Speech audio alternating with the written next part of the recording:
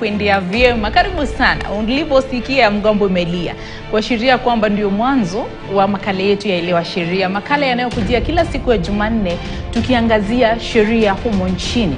Na sheria ambayo tunaiangazia leo inajikita katika misingi ya dini, haswa kwa kuzingatia yale ambayo yanaendelea kushuhudiwa katika eneo la Shakahola, ambapo inakadiriwa kwamba kufikia sasa takriban maiti 90 zimeweza kufukuliwa katika eneo hilo kwenye shughuli ambayo inaendelea. Tumemwona Waziri Profesa Kithure Kindiki, waziri wa masuala ya usalama wa taifa, amezuru maeneo hayo. Wengi wanauliza, huyu bwana Mackenzie atahukumiwa kwa mashtaka gani? Anapatikana na kosa gani? Tutakuwa tukiangazia hili katika kipindi chetu. Mwalimu, nilikuwa nimesinzia na mawazo mazito. Kwa nini? Na mawazo mazito. Hayo ya Mackenzie au yapi? Mara ya Mackenzie, mara nimepata watu wananiambia, wewe enda, Elewa Sheria ishafungwa leo. Kwa nini? Ule ambaye ni kinara wake anabadilika sasa, anakuwa rais. Wa cheo cha kuhudumia wale ambao ni wanahabari.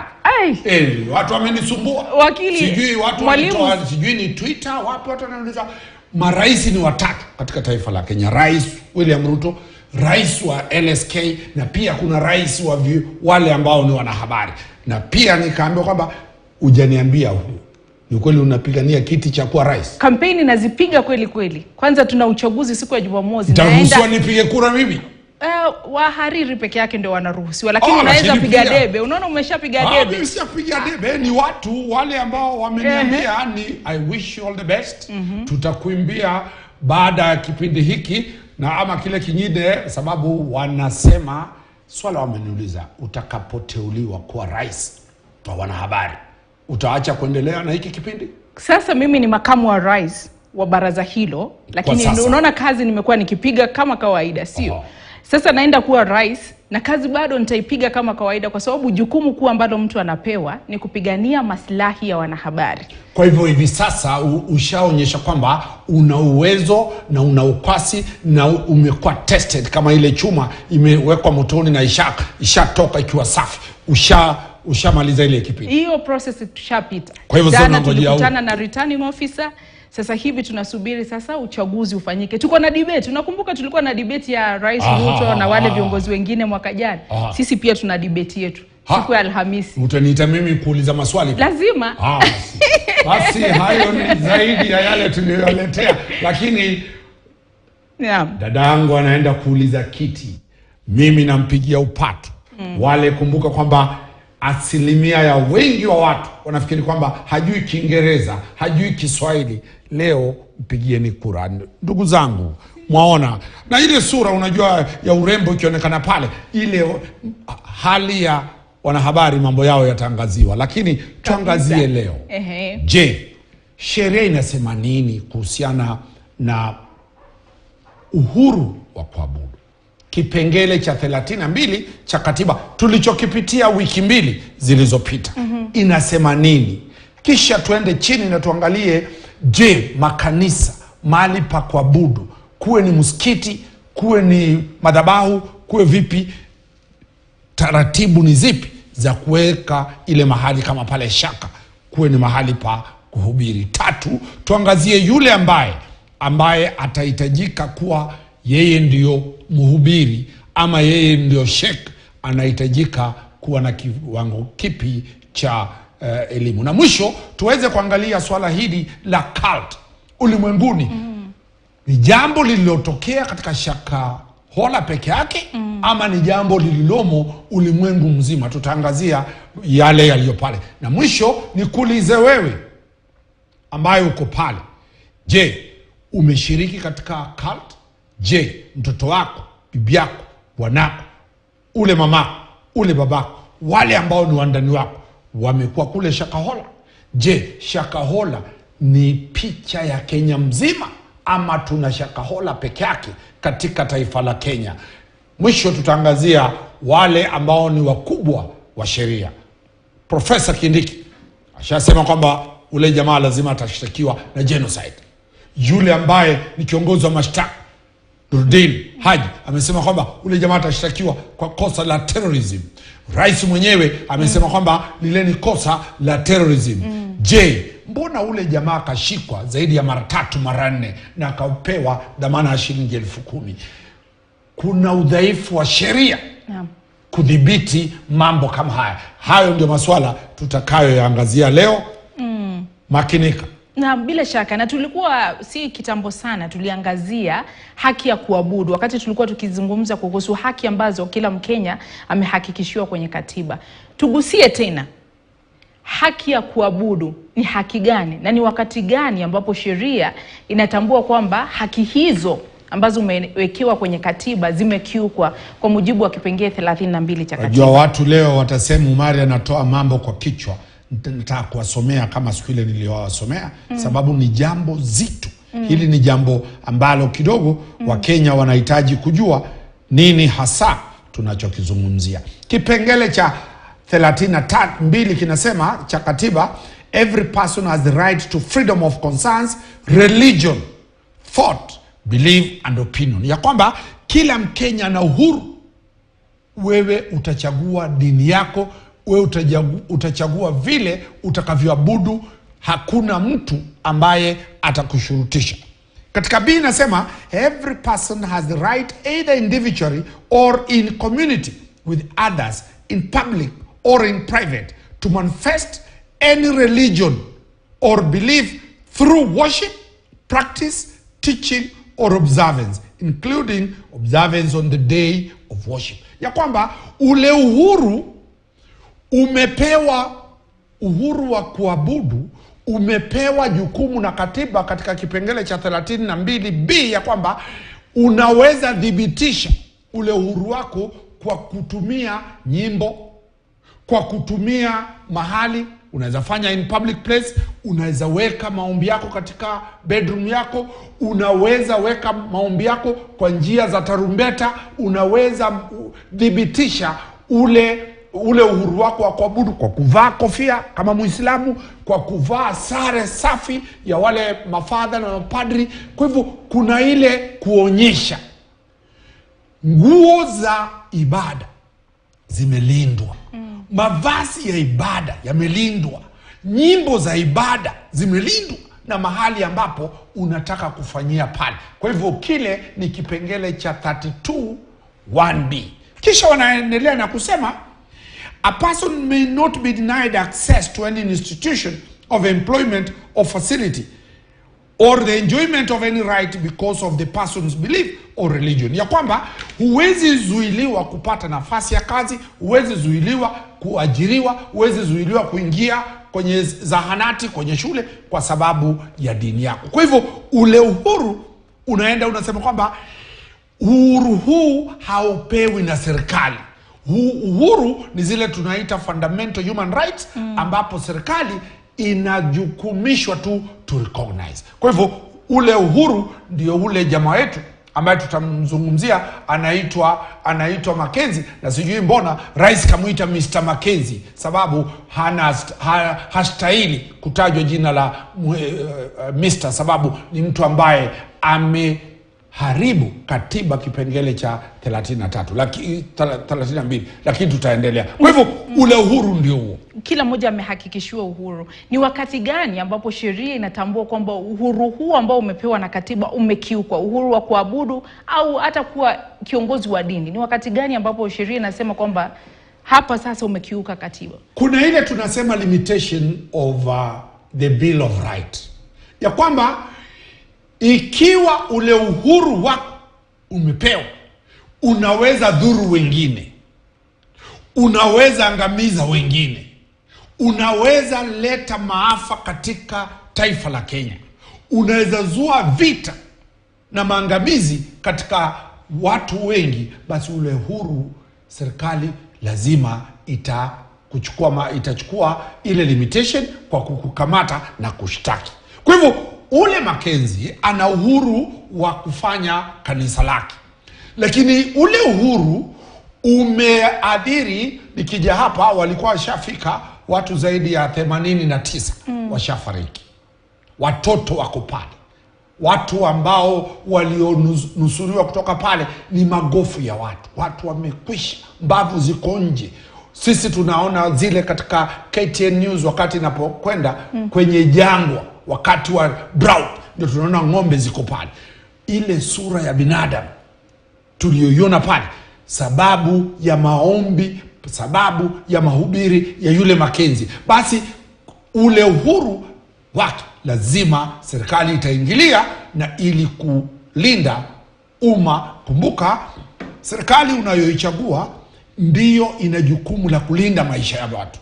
Watu 89 washakufa. Kwa hivyo ule uhuru utaweza kuwa limited, hautakuwa absolute kama wengi wa watu naona wanazungumza kwenye mitandao kwamba huwezi zungumza mambo ambayo ni ya Mungu. Mambo ya Mungu lazima yakubaliane na katiba, kipengele cha 32 na vipengele vingine vya katiba. Na kuna yeyote ama kuna sheria yote ya kudhibiti namna ambavyo watu wanaabudu? Ndio kudhibiti, kuangazia kwamba haki hizi hazikiukwi, sio kunyima mtu haki yake ya kuabudu, lakini kuhakikisha kwamba haki hizi zikiukwi. Kuna mfano sheria kudhibiti namna kanisa linaanzishwa au eneo la ibada linaanzishwa, au sheria kudhibiti kiongozi wa dini ni nani, yule ambaye anatambuliwa kuwa mhubiri ni nani. Kuna sheria kama hiyo? Kuna sheria, na kuna ofisi ya serikali ambayo inaitwa Registrar of Societies.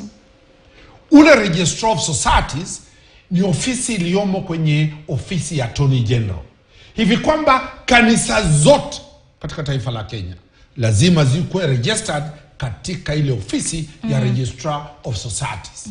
Na kisha ile Registrar of Societies itapeana certificate, shahada. Kuna vile ambavyo lazima ule ambaye ama wale ambao wanataka kuanzisha kanisa ama wanataka kuhubiri wanahitajika kufanya. Nimesema hili sababu lazima tulipitie. Ninasema hivi, ule mtu wa kwanza ambaye anataka kufungua kanisa lazima awe na kitambulisho cha rais cha Kenya. Kitambulisho kile, ama awe na pasipoti ya taifa anakotoka. Kitambulisho anayekipeana ni taifa la Kenya. Pili, awe na ile shahada ya Kenya Revenue Authority. Huwezi nenda pale bila kupeana KRA. Kwa hivyo hata ule ambaye tunamuita Makenzi lazima alikuwa na KRA certificate. Tatu, awe na ile PIN. 4, awe na passport ya kuweka kwenye Registrar of Societies. Kwa hivyo huyu lazima apeane personal details. Tumesema 3, kitambulisho chake kina majina yake na details zikuwe captured, KRA PIN certificate, na aweze kupeana picha ambazo ni passport zitakuwa pale. Kipengele cha pili, lazima aweze kupeana telephone number yake na ile email yake, hivi kwamba siku hizi kumbuka kwamba telephone number lazima iwe registered na ile email yake iweze kujulikana. 3, aweze kutoa address, ofisi yake iko wapi. Huwezi enda juu unasema mimi naishi juu ya mti alafu nataka kufungua kanisa hapa. Lazima ile permanent address iwe pale, na ule registrar lazima atume watu waje pale waangalie kwamba una ofisi mahali ambapo unajulikana iko. 3, lazima ule mtu awe amehitimu na ile ambayo inaitwa certificate ama diploma ama degree kwa kitu kinachoitwa theology. Ndio nashindwa Makenzi alienda shule gani? Tutakapouliza maswali haya, ndio maswali watauliza. Sheria inasema lazima ule mtu amehitimu certificate, diploma ama degree kutoka institution, na iwe sio ya degree ya kuendesha bodaboda, isiwe ni certificate ya kupiga kelele, isiwe ni certificate ya kubadilisha macho na kudanganya watu pale kwenye madhahabu, iwe ni certificate ya theology. Na kile chuo kilichopeana ile certificate ama diploma ama degree lazima kiwe kimeidhinishwa na serikali ya taifa la Kenya. Kisha namba 4, lazima awe na certificate of good conduct kutoka National Police Service. Ile certificate of good conduct, kama wewe ni criminal hautakikani kuwa na kanisa. hautakikani kuwa mhubiri. Kumbuka, mtu yeyote ambaye ana criminal record hawezi ruhusiwa kuingiliana na umma, iwe ni kazi ya serikali, iwe ni kampuni, hata private companies. Kwa hivyo kanisa, sababu unahudumia Wakenya, unahudumia watu, raia, lazima uwe na certificate of good conduct. Sijui kama ule Inspector General of Police wametuambia kwamba ule Mackenzie alikuwa na hiyo certificate of good conduct. Atoke pale awe na ile ambayo inaitwa tax compliance.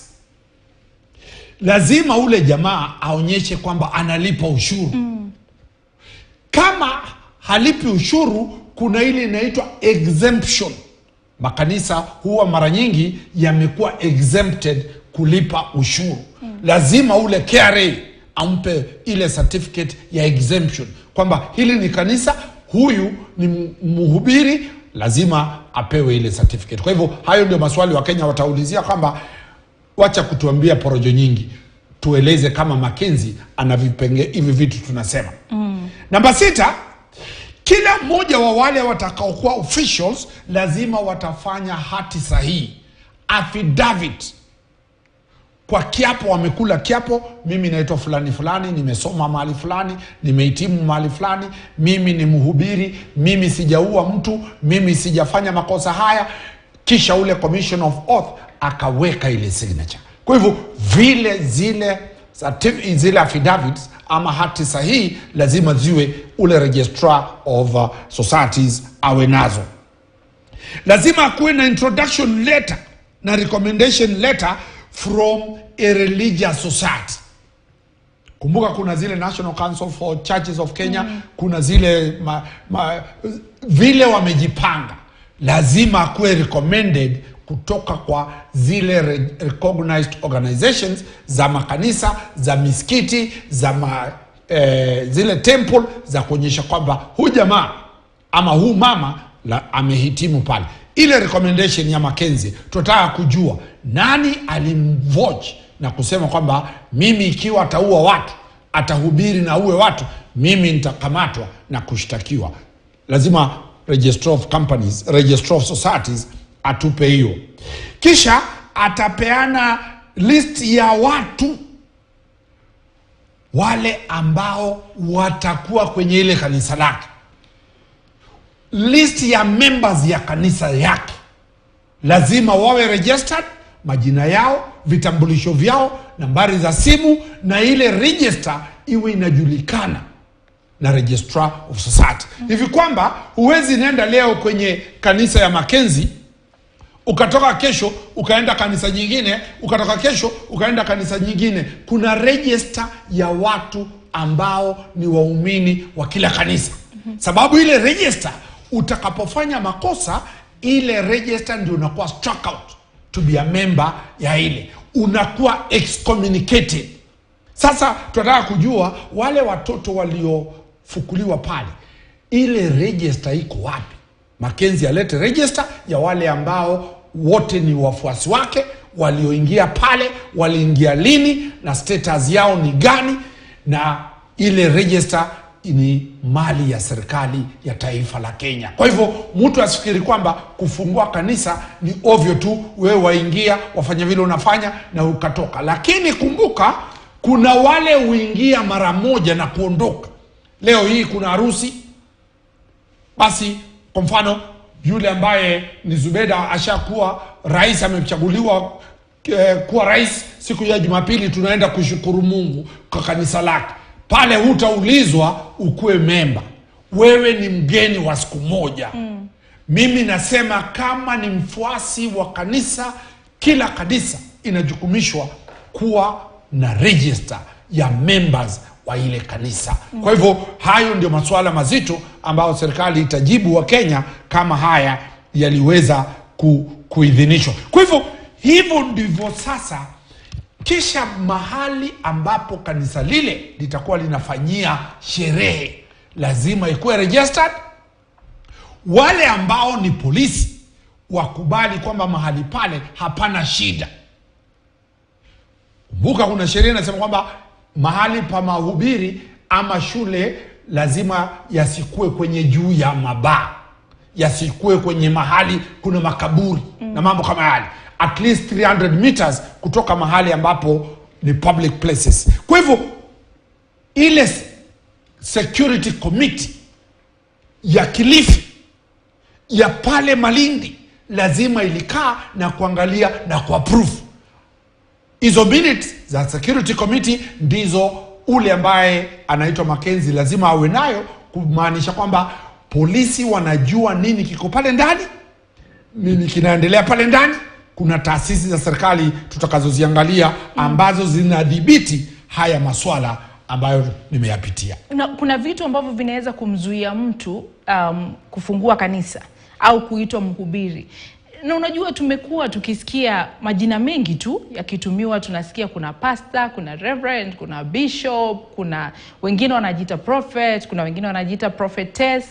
Haya yote yamenakiliwa kwenye sheria, au mradi tu umepata kile cheti, umepitia university ukapata degree ama diploma au certificate, ni wewe unajibandika hilo jina, au kuna zile title za ile kanisa zinachukuliwa kwa registrar of societies. Inasemekana kwamba hii ndio structure ya kanisa letu. Kwa mfano kanisa la Kikatoliki, juu kabisa ni pope, wanateremka makardinal, wanakuja archbishop, wanakuja na kuendelea mpaka mwisho. Ile structure, kuna njia ambazo zimeratibishwa pale, ili mtu kufika hii lazima apitie njia fulani. Afanye mtihani huu ama aende shule fulani, kisha ahitimu aweze kufanya hii. Kumaliza theology peke yake haimaanishi wewe unaanza kupewa cheo. Lakini utashangaa watu wanajiita Yesu watongareni, watu washajiita sijui archbishop. Mtu ametoka kuendesha bodaboda, kesho unamuona amevaa yale magwanda ya kanisa, kisha anajiita yeye ni reverend, archbishop. Unauliza, huyu Ndumakuwili huyu wa jana alikuwa mhubiri wa wapi? Kwa hivyo kila kanisa ile structure yake inaenda for approval kwa registrar of societies. Kwa hivyo jambo ambalo limejitokeza, na ndio lazima sisi tunaangazia sheria, ni kwamba kuna ulemavu katika ile ofisi. Sababu upotevu, ile kazi ya upepetevu, kutofanya kazi, ndio maana mambo kama haya yametokea. Sio eti serikali haijatengeneza sheria, ile implementation ya hizi sheria ndio imepotea. Kwa hivyo wale waliofanya yaliyofanyika pale Shakahola walifanya kwa sababu macho makubwa, mikono mirefu ya serikali ilikuwa imeenda maternity leave. Sasa ndio tunaona wameanza kukimbia pale, sababu haya yangefuatiliwa, Wakenya zaidi ya wale, na tujui kesho watakuwa wangapi, hawangefariki pale. Kwa hivyo kwa hilo umesema la kufuatilia, ni jukumu la nani kufuatilia ili tujue ni nani wa kudai uwajibikaji? Ni jukumu la nani kufuatilia kujua huyu hapa tuliidhinisha kwamba kujengwa kanisa fulani, hapa kuna mhubiri fulani, hapa nani anafuatilia kujua kwamba yale ambayo unafanya katika kanisa hilo ni yale uliosajiliwa kuyafanya ama kuidhinishwa kuyafanya? Ofisi ya kwanza ambayo inaangazia registration, ambao ni registrar of societies, katika ofisi ya Attorney General. Pili, wale ambao wanaitwa security team, mkubwa akiwa ni polisi, wale wanaojulikana, Inspector General Police na watu wake mpaka chini. Tatu, kuna wale wanaitwa provincial administration ambao wako kwenye ofisi ya Professor Kindiki, ile machief, assistant chief, sub county administrators, wale ambao wanaitwa ni nyumba 10 na kadhalika. Ile bado ni serikali katika vitongoji. Kuna wale wazee ambao wako pale, ambao kazi yao wameteuliwa na serikali kuangalia nini kinachoendelea pale. Alafu kuna asasi haijulikani na Wakenya inayoitwa National Intelligence Services. Ya kwamba kuna wale makachero hutawajua, lakini wako katika jamii na wanachukua intelligence, wanapeana polisi, wanapeana DCI. Kuna wapelelezi wa jinai, ofisi ya Director of Criminal Investigation. iko pale. Kama kuna msitu pale, kuna wale ambao wanaitwa Kenya Wildlife Services Rangers wako pale. Kwa hivyo asasi zote za serikali zinajukumishwa kulinda maisha ya watu, na pia kuna binadamu wanaoishi pale, wale ambao ni wazaliwa wa pale, wale ambao ni wananchi wa pale. Sababu kuna maswali watu wanajiuliza, mbona hakuna hata mtu mmoja ambaye ni raia aliona yale? Kisha kuna viongozi wa kisiasa, kuna wale ma MCA, kuna wale ma women rep, kuna magavana, kuna maseneta, kuna wale viongozi wa kisiasa waliomo pale. Kwa hivyo ni jukumu la kila mtu kulinda maisha ya watu. Kumbuka pale tumepoteza maisha ya watu. Tusianze kulaumu sana, lakini tuanze kuamsha wale ambao tumewajukumisha. Na wewe tunayekuuliza, wewe mtoto wako alipotoka Busia kaenda pale, wewe kwenyu ni pale, ulifanya nini ili kuleta haya mambo mbele ya umma, ili serikali iweze kuchukua hatua? Kwa hivyo ni jukumu la taifa zima, wakati ambapo maisha ya Wakenya yamekuwa hatarini na yamepotea. Na bila shaka katika hiyo sheria kuhusu haki za kibinadamu tuliangazia, nadhani ilikuwa kipengele 26 ambacho kinahakikishia kila mmoja uhuru, haki ya kuishi. Lakini sasa ndio hawa zaidi ya Wakenya 90 tumewapoteza, na bado kuna makaburi ambayo bado hayajafikiwa. Ni taarifa ambayo ni ya kusikitisha sana, ikikadiriwa kwamba ni watu ambao maiti zaidi ya 90 zimepatikana kufikia sasa. Na tutakuwa tukipata taarifa hiyo kwa kina mwendo wa saa moja. Tutakaporudi kutoka mapumzikoni, tutaangazia huyu jamaa Mackenzie au yeyote ambaye anaonekana kukiuka haki za kibinadamu katika kule kuabudu, anachukuliwa hatua gani za kisheria. Tutakuwa tukirudi na hilo. Endapo una swali lolote, kumbuka kwamba unaweza kutuelekezea. Nambari ni 22155 bila malipo yoyote. Tutaangazia hayo muda usio kwa mrefu, na kusihi usiende mbali.